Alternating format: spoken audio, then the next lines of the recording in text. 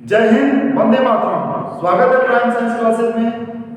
विद्यार्थियों, आज के लेक्चर में हम लोग बायोलॉजी का एक बहुत ही महत्वपूर्ण टॉपिक जो हर साल पूछा जाता है, परागण और उसके प्रकार, तो उसी पे अध्ययन करेंगे हम लोग। परागण क्या होता है जानेंगे।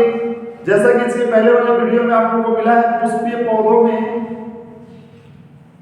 युग्मक जनन होते हैं, उसी के अगले क्रम में हम लोग देखेंगे कि परागण क्या होता है और परागण कितने प्रकार से होता है। तो आइए जानते हैं। सबसे पहले आप जानते हैं कि पुष्पीय पौधों में लैंगिक प्रजनन की प्रक्रिया होती है, और लैंगिक प्रजनन जब होगा तो मेल और फीमेल पार्ट अलग अलग होते हैं। मेल पार्ट को हम कहते हैं परागकोश और फीमेल पार्ट को वर्तिकाग्र उसका हिस्सा है। तो परागकोश में परागकण का निर्माण होता है, जैसे मैंने बताया था। अब परागकोश में जब परागकण बन जाएगा तो परागकोश के फटने से परागकण का निकलकर वर्तिकाग्र पर पहुंचने की क्रिया को क्या कहते हैं? हम परागण कहते हैं। आइए हेडिंग बनाते हैं, परागण तथा उसके प्रकार। परागण तथा उसके प्रकार। और ये हेडिंग बहुत इंपॉर्टेंट है आपके एग्जाम के लिए। अक्सर पूछा जाता है कि परागण किसे कहते हैं। तो आइए समझते हैं। जैसे मैंने एक यहाँ पे एक फिगर छोटा सा बना रहा है, इस तरह की प्रक्रिया होती है फीमेल पार्ट में। पौधे के पूरा फीमेल पार्ट है और यहीं से कुछ मेल पार्ट निकले होते हैं, जिसे हम क्या कहते हैं? पुंकेसर। जिसे हम कहते हैं पुंकेसर। पुंकेसर का ये वाला जो गोल वाला हिस्सा होता है, इसे हम कहते हैं परागकोश। क्या कहते हैं? परागकोश। परागकोश में छोटे छोटे होते हैं परागकण, और इस वाले हिस्से को कहते हैं वर्तिकाग्र। वर्तिकाग्र जिसके पहले वाले वीडियो में आपको मिला होगा।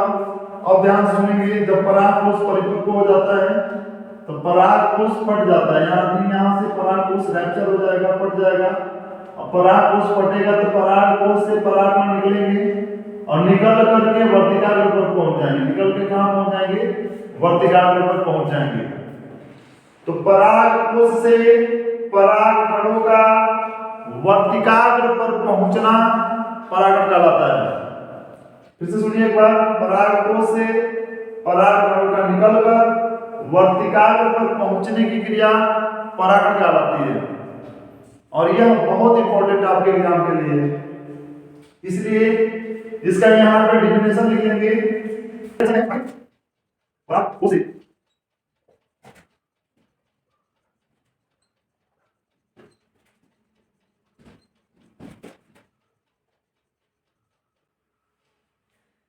देखिए, जैसे कि हमने लिखा है, परागकोश से परागकणों का निकलकर वर्तिकाग्र पर पहुंचने की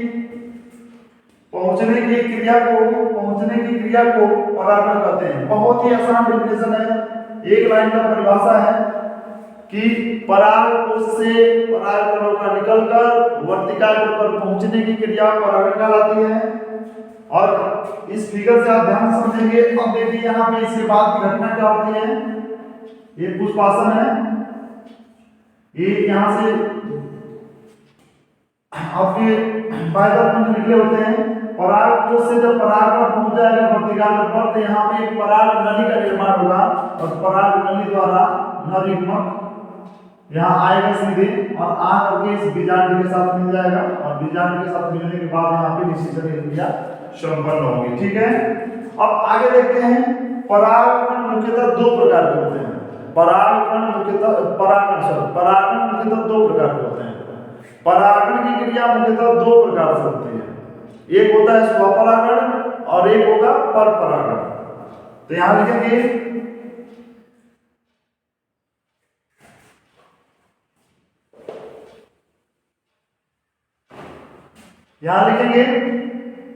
परागण मुख्यतः दो प्रकार से होता है।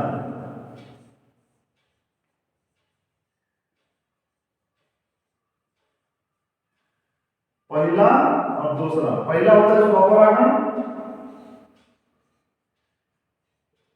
और दूसरा होता है परपरागण। होता है स्वपरागण और एक होता है परपरागण, यानी सेल्फ पॉलिनेशन और क्रॉस पॉलिनेशन। अभी इतना इंपॉर्टेंट है, ध्यान सुनेंगे, स्वपरागण क्या होता है और परपरागण क्या होता है। मैं यहाँ समझाता हूँ। मान लीजिए कि हमारे पास एक पुष्प है, एक पौधा है। मान लीजिए कि एक हमारे पास पौधा है, इस तरह से एक पौधा है, ठीक। और इस पौधे में बहुत सारे पुष्प खिले हुए हैं, बहुत सारे पुष्प इस तरह से खिले हुए हैं।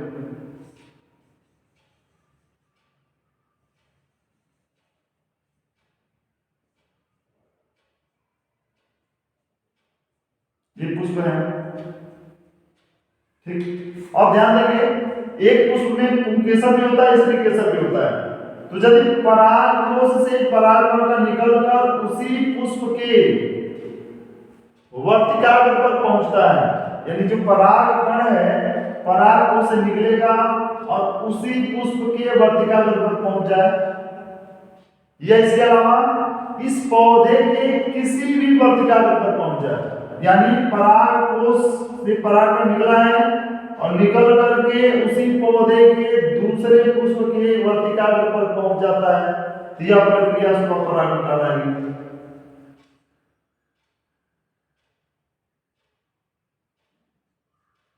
यह प्रक्रिया स्वपरागण कहलाएगी।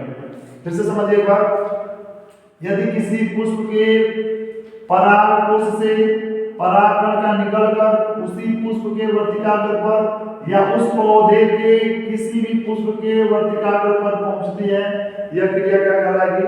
स्वपरागण कहलाएगी। अब एक और फिगर बनाते हैं, एक और पुष्प बनाते हैं, एक और पेड़ बनाते हैं। ध्यान देंगे, हमने कहा कि इसमें बहुत सारे पुष्प निकले हुए हैं,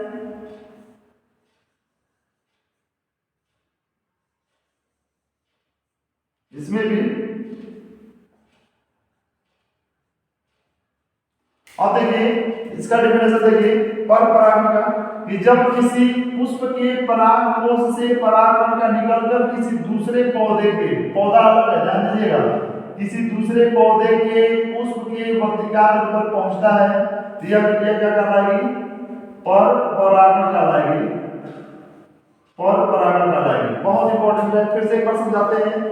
यदि किसी पुष्प के परागकोश से परागकण का निकलकर किसी दूसरे पुष्प के वर्तिकाग्र पर पहुंचता है, किसी दूसरे पुष्प के वर्तिकाग्र, किसी दूसरे पौधे के पुष्प के वर्तिकाग्र पर पहुंचता है, तो यह क्रिया क्या कहलाएगी?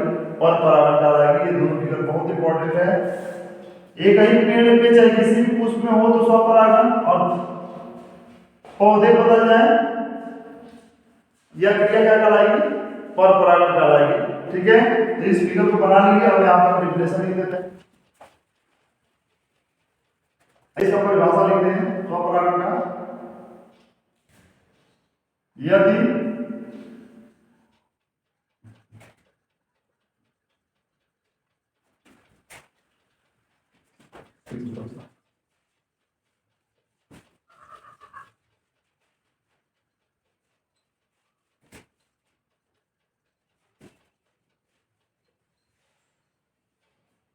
स्वपरागण करते हैं। देखिए जैसे हमने लिखा है, यदि किसी पुष्प के परागकोश से परागकणों का निकलकर उसी पुष्प या उस पौधे के किसी भी पुष्प पर, ध्यान दीजिएगा, उसी पुष्प पर या उसी पौधे के किसी भी पुष्प पर पहुंचता है, तो इसे हम क्या कहते हैं? स्वपरागण कहते हैं। ठीक, दूसरा डेफिनेशन लिखेंगे परागण।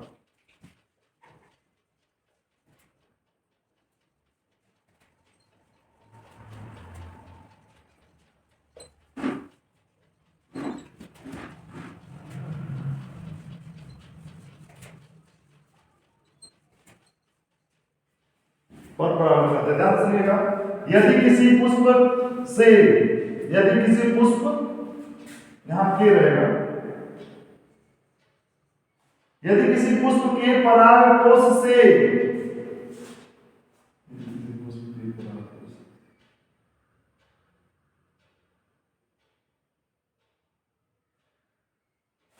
ठीक है, सही रहने देखिए, यदि किसी पुष्प से परागकणों का निकलकर किसी अन्य पौधे के पुष्प पर परागकण पहुंचता है तो उस प्रक्रिया को हम क्या कहते हैं, परपरागण कहते हैं। उस प्रक्रिया को हम क्या कहते हैं, परपरागण कहते हैं। ये बहुत इंपॉर्टेंट है, ठीक है। आइए कुछ नोट लिखते हैं, आइए कुछ नोट जानते हैं, कुछ नोट जानते हैं, महत्वपूर्ण बात है।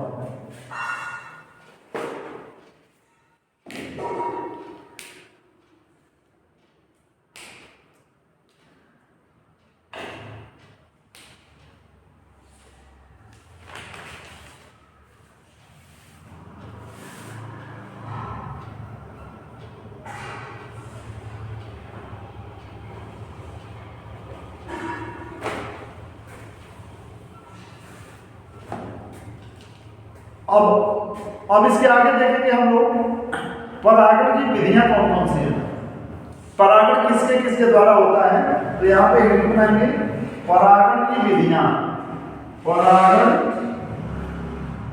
की विधियां।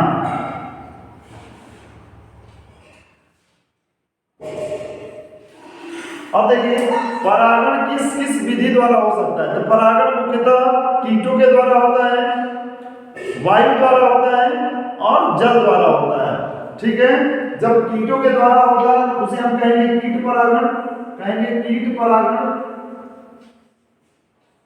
जब जल के द्वारा होगा तो उसे कहेंगे जल परागण, और वायु के द्वारा होगा तो उसे हम कहेंगे वायु परागण।